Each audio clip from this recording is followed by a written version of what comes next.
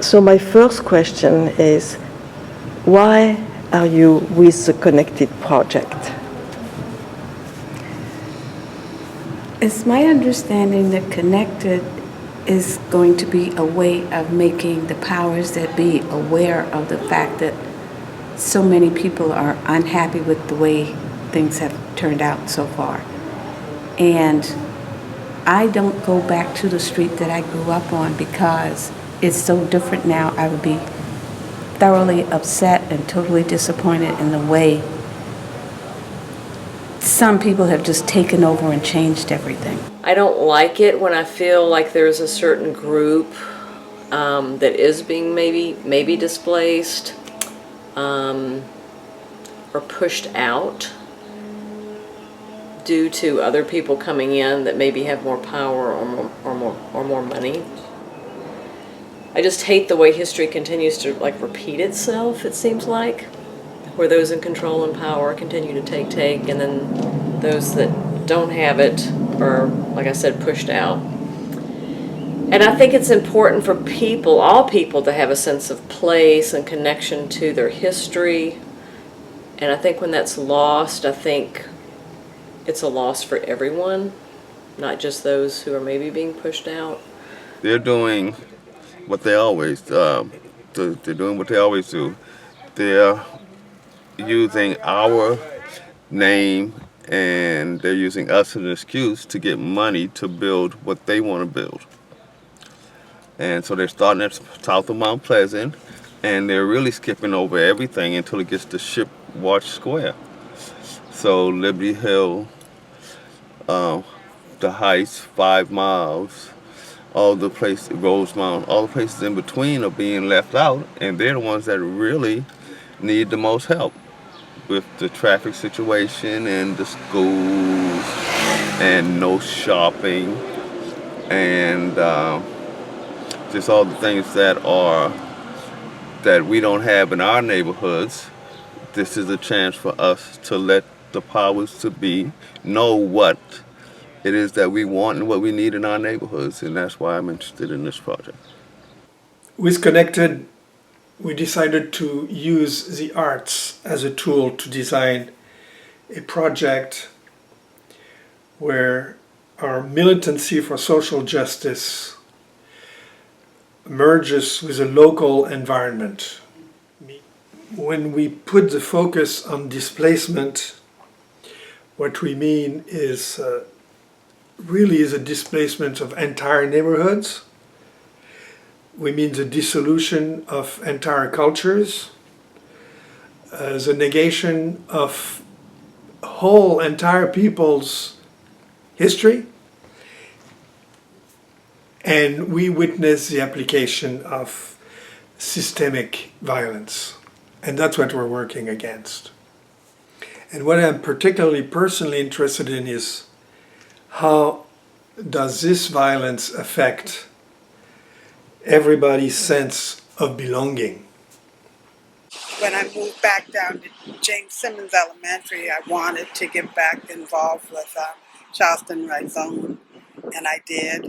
And we started working with the conNECKted project because we were concerned about gentrification and displacement. Working with the project,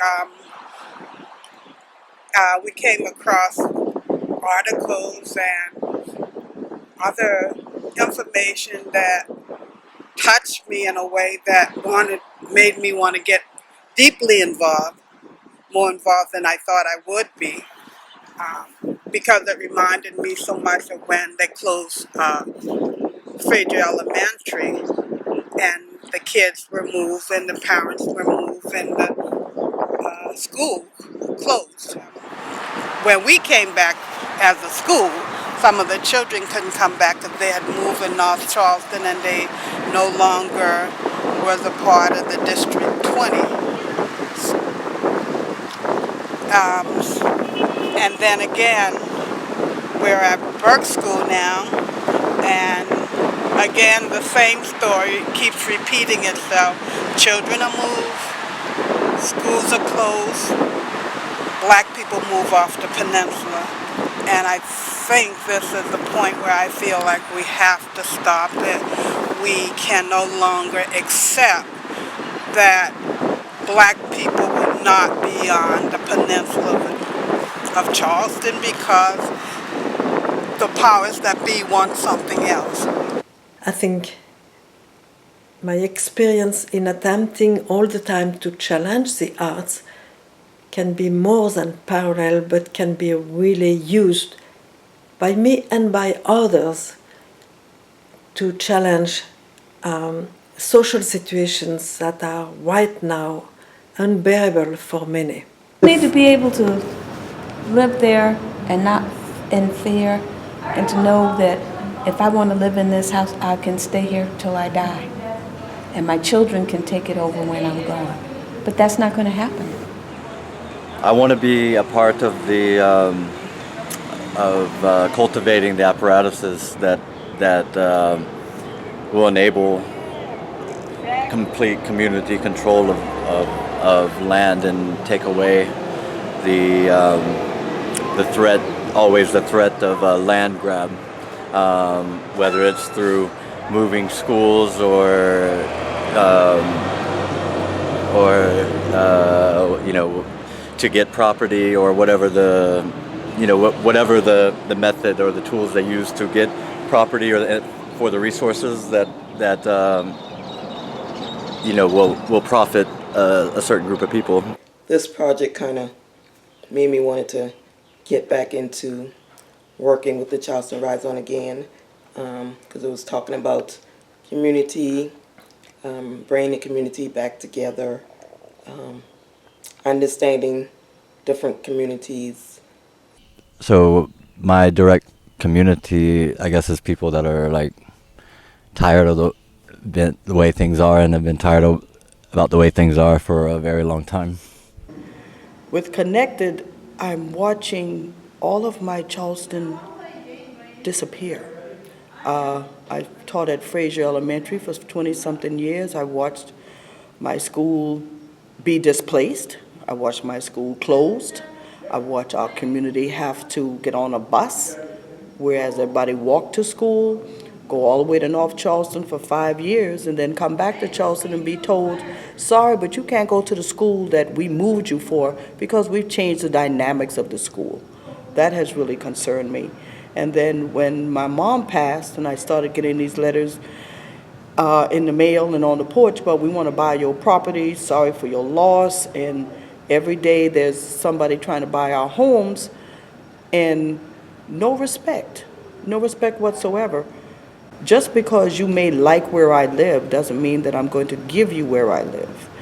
And then as I spoke to my neighbors and they were feeling the same way I was, I just realized that somebody had to speak.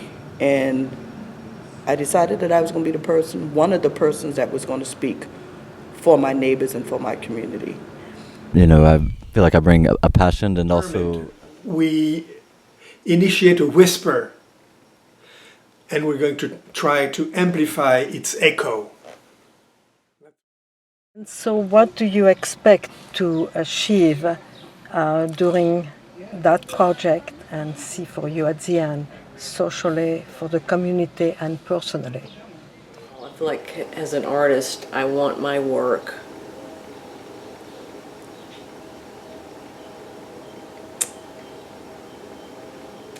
to have the capability to shift things or to open dialogues. It's not, and I see this project as having the potential of doing that. How is a white person and a white artist,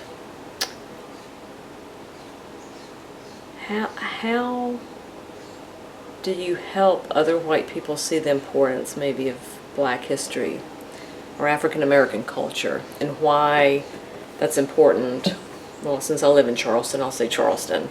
Mm-hmm. And what does that mean to us if that's lost? Well, personally, I've already achieved it. It's just being involved in something that is worthwhile and good, regardless of the outcome, because I can't determine whether we get what we want or not. That doesn't that doesn't determine whether it's the project was worth doing. As far as what I hope to achieve, I hope that we are able to to amplify the voices of the neighborhoods as to what it is we want.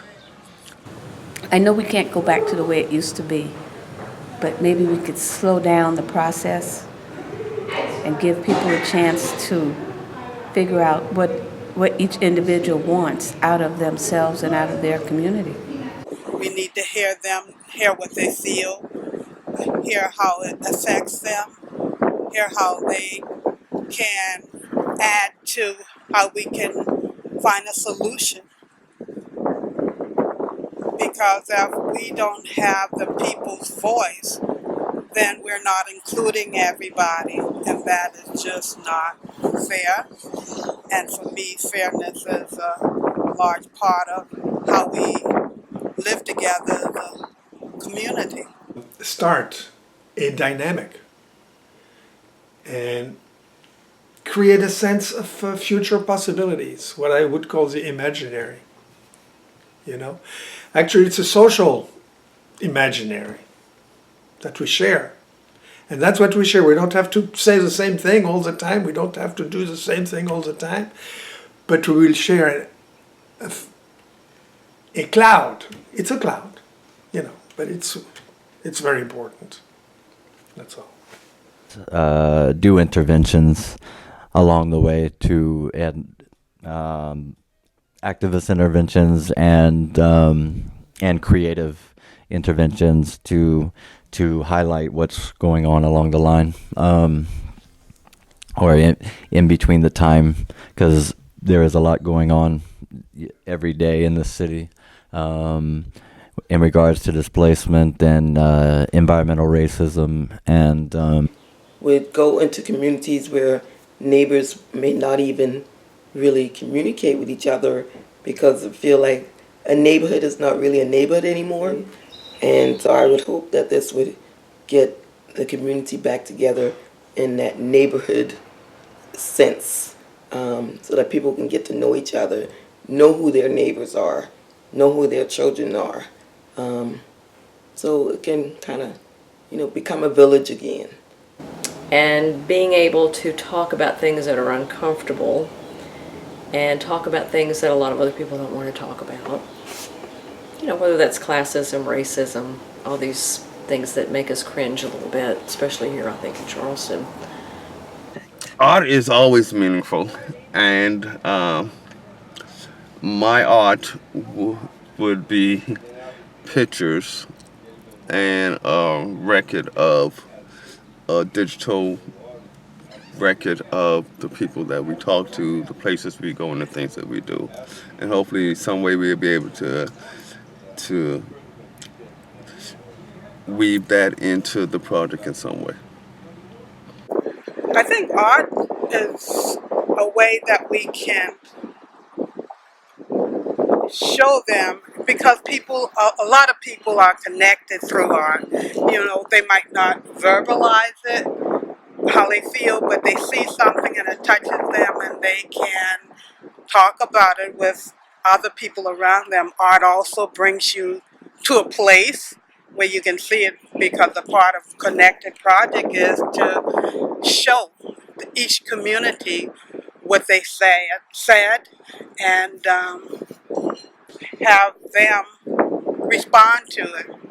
And if they respond to it, then their feelings are there and they're getting it out and their voices are being heard. They hear their own voice, and the public as a community hear the voice too. We might not can change a whole lot in terms of money or property or even getting them back on the peninsula, but we can have the powers that be know that they're there, they're not invisible, they're real people with real feelings and real disappointment. I like the project that we have created, and setting a platform to hopefully gather that information, but also collaborate and make everyone feel like they're, involved, and that it's what do you call it, inclusive, to everybody, and becomes their project, just as much as the people that started the project, I guess. I would like to spotlight violence that's going on in the community, and we talk about Black Lives Matter. We mostly talk about it when a young person has been wronged and killed by authorities or things like that, or wrongly killed. But we don't necessarily talk about the young people that are killing each other and themselves. And I'm talking whether that be by killing each other through shootings, or whether that be a young child committing suicide because of what's going on in their life and their community. So I would like to have a project to spotlight those things, knowing that every child belongs to someone. Every child that is murdered or is murdered or is the murderer is still someone's child. One thing that I hate, that saying, you live by the sword, you die by the sword.